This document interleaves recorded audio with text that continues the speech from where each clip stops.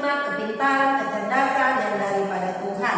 Berkati semua anak-anak yang ada di rumah, berkati orang tua mereka. Dalam nama Yesus kami berdoa. Yang siap belajar sama-sama katakan amin. Oke, sekarang ambil bukunya. Pembelajaran kita hari ini ada di halaman 9. Semua buka halaman 9. Hari ini kita masuk kepada subtema yang kedua. Tema yang kedua yaitu semua makhluk hidup dipelihara Allah. Minggu lalu kita belajar tentang alam semesta diciptakan oleh Allah. Kita sudah belajar siapa yang menciptakan alam semesta, selama berapa hari diciptakan, manusia diciptakan hari keberapa. Dan kita juga sudah belajar urutan penciptaan dari hari pertama sampai hari ke-6.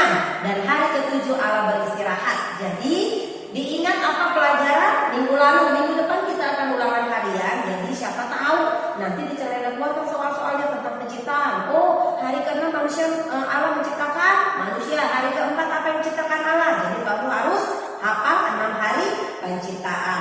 Berikutnya kita akan lanjut pelajaran kita hari ini, yaitu semua makhluk hidup dipelihara oleh Allah. Jadi lewat pembelajaran ini anak-anak memahami bahwa semua yang ada di dunia ini yang menciptakannya adalah Allah. Dan bukan hanya menciptakan, Allah bertanggung jawab memelihara ciptaannya. Siapa aja ciptaannya?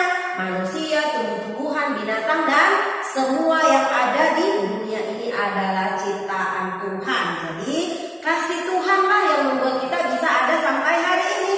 Karena begitu besar kasih Allah akan dunia ini sehingga ya mengaruniakan anaknya yang tunggal ya.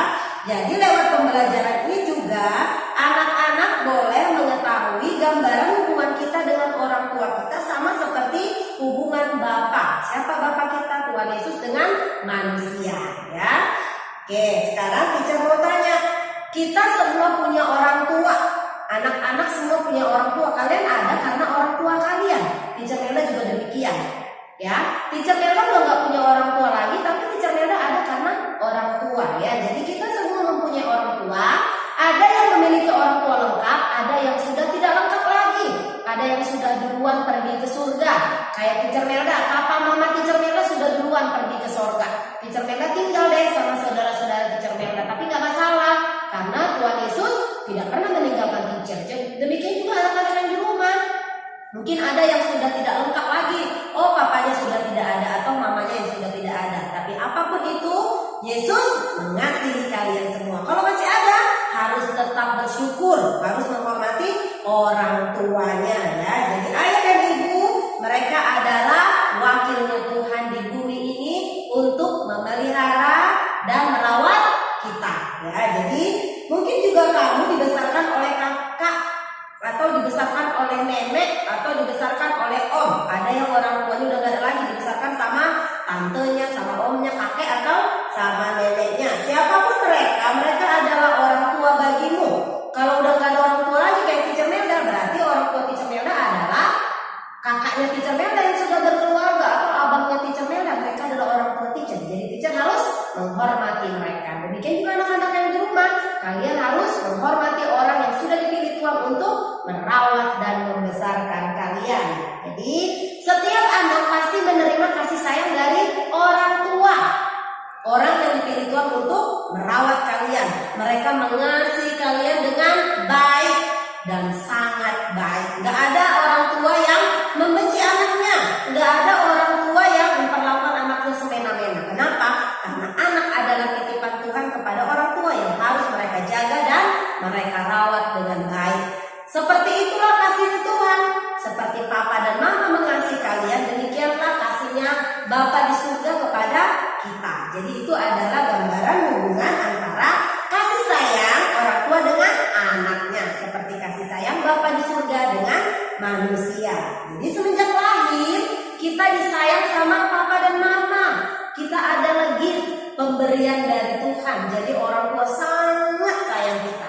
Mereka sangat mencintai kita. Demikian juga Bapa yang ada di surga. Dia sangat mengasihi kita. Karena dia mengasihi kita lah, maka Tuhan menganugerahkan anaknya yang tunggal. Siapa nama anaknya yang tunggal itu? Yesus Kristus. Dia rela disalibkan demi menebus dosa Teacher Melda dan anak-anak yang ada di rumah. Jadi kalian harus bersyukur, jaga hidup kalian. Jangan berbuat dosa terus-menerus ya, harus bertobat, harus menghargai pengorbanan Yesus di kayu salib. Jadi orang tua adalah orang yang terbaik yang diberikan oleh Tuhan. Gak ada orang tua lihat anaknya salah dibiarin, gak ada. Kalau kamu salah, papa dan mama akan meluruskannya, akan menasihati kamu. Bila perlu dicubit, ya kan? Bila perlu dimarahin dan didisiplinkan. Demikian juga Bapa yang ada di surga. Kalau kamu nakal, kalau kamu salah, Tuhan akan meluruskan jalan. Tuhan akan tegur lewat siapa? Lewat papa dan mama. Kalau nanti Tuhan ngomong langsung, kamu bisa pingsan kaget. Suara siapa itu ya? Kalau Tuhan tiba-tiba ngomong. Jadi Tuhan tahu. Nanti kalau Tuhan langsung ngomong, kamu takut. Kita nggak bisa langsung bertemu dengan Bapa di surga. Kenapa? Dia itu suci, dia itu kudus. Bayangkan kamu bisa nggak lihat matahari? Nggak bisa silau, matanya bisa buta. Kita juga demikian. Makanya Tuhan tahu. Tuhan tempatkan papa dan mama menjadi wakilnya Tuhan yang bisa kita lihat, yang bisa kita pegang, yang bisa kita peluk. Mereka adalah papa dan mama ya. Jadi Tuhan bisa menyampaikan kasihnya lewat papa dan mama. Jadi kalau papa dan mama menasihati kamu, menegur kamu kalau salah, nggak boleh marah, harus bersyukur. Oke, terima kasih mama papa karena sudah menasehati saya ya. Jadi hubungan kita dengan orang tua adalah gambaran hubungan Bapa di surga dengan kita anak-anaknya. Dari cerita Alkitab dalam Kejadian 3 ayat 1 sampai 24 di situ menceritakan kejatuhan awal manusia jatuh ke dalam dosa. Makanya muncullah ayat tadi yang kita baca, karena begitu besar kasih Allah akan dunia ini. Karena manusia sudah berdosa, Yesus yang tidak berdosa harus menebus dosa kita. Karena hanya orang yang gak berdosa yang bisa menyelamatkan kita, yaitu Yesus Kristus ya. Jadi kita harus menghargai pengorbanannya apapun yang terjadi ya. Kita tidak terhindar dari banyak hal yang kurang baik karena dipelihara Tuhan. Bukan berarti kamu dipelihara Tuhan terus gak bisa sakit lagi. Bisa. Kalau kamu gak jaga kesehatan, makan es krim banyak-banyak, disuruh istirahat gak mau istirahat, ya sakit deh ya. Jadi gak ada yang kebal ya. Tetap aja sekalipun kamu mengasihi Tuhan, kalau kamu gak jaga hidupmu, kamu tetap bisa jatuh dalam dosa, kamu bisa tetap sakit, kamu bisa tetap menderita. Makanya harus taat dan dengar-dengaran kepada nasihatnya Tuhan lewat papa dan mama. Allah juga memelihara ciptaannya yang lain seperti hewan, tumbuh-tumbuhan ya. Walaupun hewan tidak melakukan apa-apa, tapi Tuhan pelihara dia. Kayak nyanyi Peter Lena tadi, burung pipit yang kecil dipelihara Tuhan. Bunga bakung di taman juga didandani sama Tuhan. Apalagi anak-anak yang ada di rumah. Jangan khawatir dengan hidupmu, jangan khawatir dengan masa depanmu.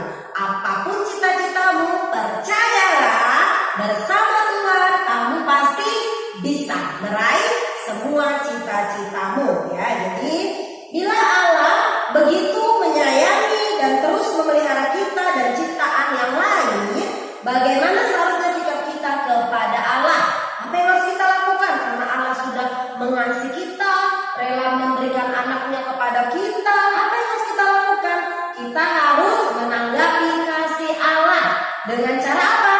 Bersyukur. Bersyukur selalu atas kasih-Mu di dalam hidupku. Jadi kita harus bersyukur sama Tuhan. Hanya itu yang Tuhan mau, membalas kasihnya Tuhan dengan selalu bersyukur dan mengasihi dan memuliakan Allah dalam seluruh hidup kita. Lakukan segala sesuatu seolah-olah seperti untuk Tuhan. Itulah cara kamu bersyukur kepada Tuhan. Kalau kamu jadi murid, jadilah murid yang terbaik. Kalau ada tugas, kerjakan tepat waktunya. Kalau kamu jadi anak di rumah, jadilah anak yang baik. Taati orang tuamu, apapun tugas yang dipercayakan, bantu mama, bantu papa. Sekalipun kamu anak laki-laki, gak peduli anak perempuan. Kalau ada piring yang kotor, dicuci. Jadi itu bukan kerjaan anak perempuan aja, anak cowok juga bisa mengerjakan pekerjaan rumah ya. Jadi harus menolong orang tuanya, melakukan segala sesuatu seperti untuk Tuhan. Sayang. Jadi sikap bersyukur bisa berupa menghargai dan menyayangi sesama ciptaan Tuhan. Bentuk kamu bersyukur juga bisa dengan tidak mengejek orang lain, dengan menolong orang lain, itu juga ucapan syukur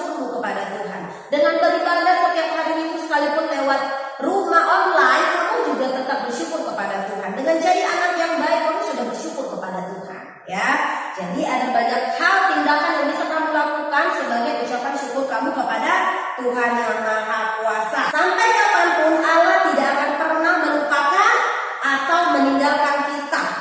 Ingat itu ya, sampai kapanpun Tuhan tidak akan pernah meninggalkan anak-anak yang ada di rumah. Tidak akan pernah membiarkan kalian. Sekalipun keadaan corona hari ini, Tuhan ada bersama dengan kalian. God be with you.